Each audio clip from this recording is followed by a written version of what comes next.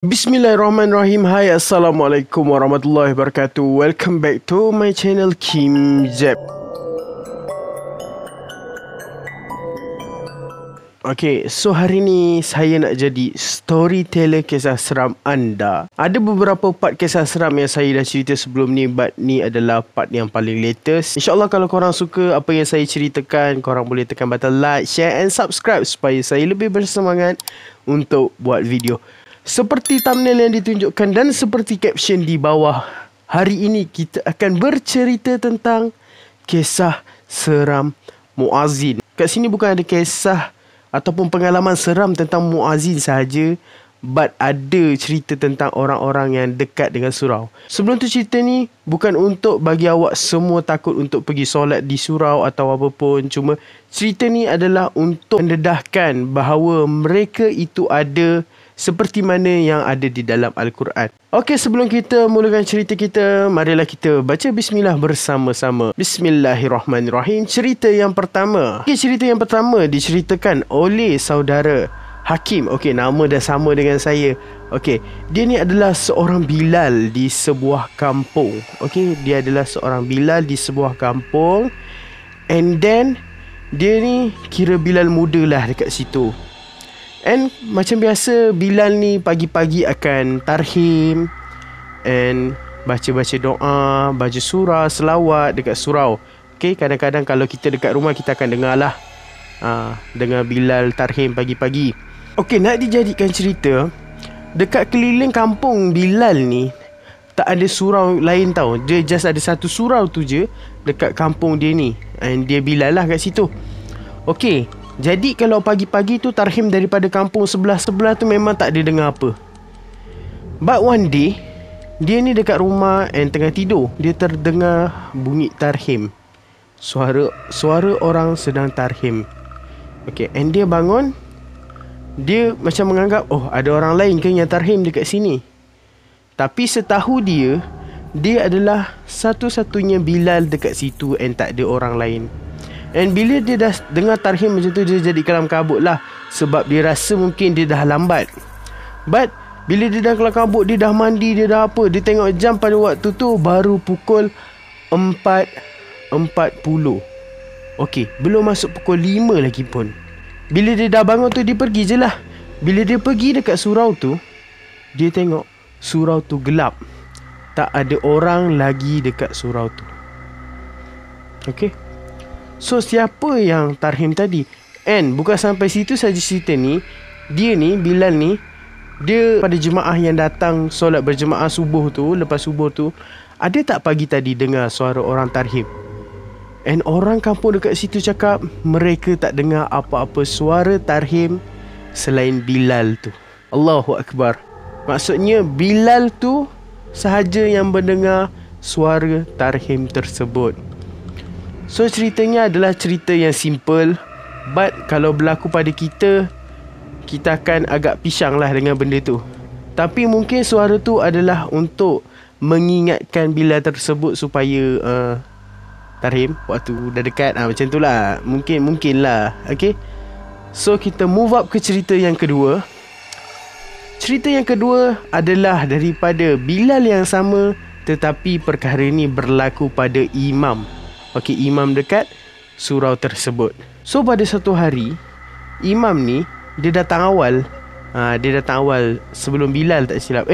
Tak, dia datang saing dengan Bilal. Bilal tu tengah tarhim and tu pergi ke tandas sebab dia sakit perut katanya. Okey, lepas tu imam ni dia terdengar suara batukan. Faham kan batukan? Macam tu. Suara batuk daripada tirai bahagian perempuan. Okey, macam yang awak semua tahu, dekat surau biasanya akan ada bahagian saf perempuan dan saf lelaki. Tetapi si imam ni dengar suara batukan daripada saf perempuan, tetapi suara lelaki. Bilal ni dekat situ tak ada, jarang sekali ada jemaah perempuan yang datang. And bunyi batukan yang imam tu cerita adalah batukan seorang lelaki. Sebab batukannya adalah batukan yang sangat garau lah. Macam kita tahulah batuk lelaki Macam like father-father at the morning when his bath, tengah mandi, kan kita dengar batuk-batuk orang-orang lelaki kan. Lepas tu bila dah jadi macam tu, dia pun gabra lah. Dia gabra and dia selak sedikit tirai tu, and dia ternampak satu sosok, yang mana sosok tu berjubah putih. Tahu tak yang macam Pak Arab pakai dekat kepala tu? Pakai benda tu, and muka dia pun putih. So pada waktu imam tu cerita kat Bilal tu, dia dah sangat-sangat takut. Saya, Bilal tu cerita masa imam pagi tu imamkan solat subuh pada pagi tu, dia agak menggeletar sedikit. Mungkin kerana takut, and dia ada tersasul beberapa ayat lah. Mungkin kerana agak takut lah dengan benda-benda macam tu. Sebab kita pun kalau nampak, dia kalau diperlihatkan, kita ni taklah berani mana, and kita akan rasa takut lah dengan benda-benda macam tu. Okay, so cerita yang kedua pun cerita simple, and cerita yang ketiga ni bukan berlaku pada imam, bukan berlaku pada Bilal, tetapi berlaku pada sahabat saya, iaitu daripada jemaah tabligh. Shout out to Farhan. Dia ni adalah jemaah tabligh. Okay, so dia cerita kisah ni pada saya, dan saya cerita kepada anda semua. So cerita ni bermula pada waktu tu dia sedang keluar jemaah 40 hari. Okay, di sebuah surau. Okay, sebuah surau. And dia ni biasanya jemaah tabligh ni akan pergi ke surau-surau yang kadang-kadang yang agak hidup tak hidup, tak ada orang yang mengimarahkan surau tersebut. Jadi saya takkan bagi tahulah dekat mana. Okay, supaya tak ada yang ada buruk sangka dengan surau tersebut ataupun orang kampung di tempat tersebut. So pada waktu tu dia kata, masa dia pergi tu, surau tu memang surau yang orang kata dah tak dipakai lah, bersepah dah. Okay, tempat kolah dia dah kotor, tandasnya apatah lagi. And dekat dalam surau pun kapet-kapetnya pun dah tak boleh dipakai lah, sebab dah ada macam-macam benda lah, bau-bau busuk dan sebagainya. Okay, so bila dah jadi macam tu, bila siang tu, biasalah jemaah-jemaah tabligh ni dia akan kemas, bersihkan sekeliling surau tu, dalam surau tu. Bila dah kemas, dia orang ni macam biasa lakukan amal ibadat dia. Pagi baca hadis, okay, petang ada ziarah macam biasa, malam ada ceramah, and adalah buat solat-solat macam biasa. And then malam tu dia kata dia tengah tidur, and bila dia tengah tidur tu, dia dengar orang zikir tapi dengan suara yang garau. Subhanallah, Subhanallah, Subhanallah, Subhanallah, Subhanallah. Dia pun bangun. Bila dia bangun, waktu tu memang gelap, semua tengah tidur. Dia check phone dia pun dalam pukul 3.15 pagi macam tu, and dia suruh semua tengah tidur lagi. Okay, jemaah tu pun tak ramai. Dia kata dalam 7 orang macam tu, and 7-7 masih ada dekat tempat tidur masing-masing. Tetapi dia dengar zikir Subhanallah, Subhanallah, Subhanallah, Subhanallah. Okay, so bila dia dengar macam tu, dia tengok semua ada dekat tempat tidur masing-masing. Dia pun cuak, and dia terus cuba untuk tidur balik. Dia tutup muka dia dengan kain plekat. Sebab biasa orang keluar 3 hari, 40 hari ni, dia minimalis, tak bawa banyak benda. So dia tutup lah. Dia selimut tu digantikan dengan kain plekat, and dia tutup muka dia. And bila tutup muka dia ni, zikir Subhanallah tadi berubah kepada Alhamdulillah. Alhamdulillah, Alhamdulillah, Alhamdulillah, Alhamdulillah. And bila dia dah dengar macam tu, dia pun cuba buka lagi sekali. Macam yang tadi, serupa cerita, and lembaganya sama dengan yang tadi.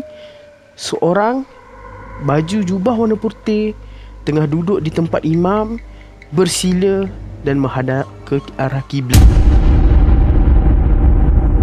Tu dia kata esoknya dia terus demam, and cut daripada keluar tu. Dia tangguh keluar 40 hari tu. Dia balik untuk berehat, nak hilangkan dia punya demam, and dia datang semula tapi dah pindah lah dekat surau yang lain. And bila dia borak balik dengan jemaah yang ada dekat situ, jemaah yang lain ada yang dengar dan ada yang tak dengar. Okay, so moral of the story untuk part 3 ni, untuk yang ketiga ni, cerita yang ketiga ni, sedangkan benda tu pun berzikir kepada Allah, membesarkan Allah, bersyukur kepada Allah, kenapa tidak kita? Betul. So sebagai umat manusia yang mana hidup di muka bumi ni, yang Allah dah bagi kita hidup dekat muka bumi ni, kita perlu berzikir kepadanya, memujinya dan bersyukur kepadanya. Okay? So cerita kali ni mungkin tak seram, tapi dia akan seram bila berlaku pada diri kita sendiri. So sampai sini saja video kita pada kali ini. Jadi saya minta korang tolonglah support video saya. Walaupun tak seberapa, saya ada cerita pasal hero sikit, react sikit and movie review sikit. Harap korang dapat support dengan tekan button like, share and subscribe. Okay? Kalau ada kawan-kawan boleh share lah dekat kawan-kawan.